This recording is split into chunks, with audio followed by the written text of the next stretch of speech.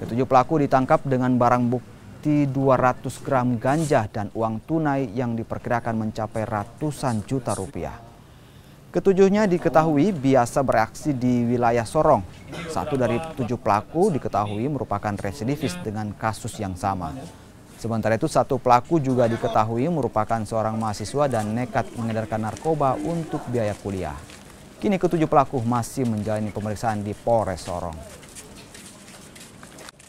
Menghidupi dirinya masing-masing ya. Artinya dari evaluasi yang kita lihat di sini, dari 7 tersangka itu lebih banyak mereka tidak bekerja.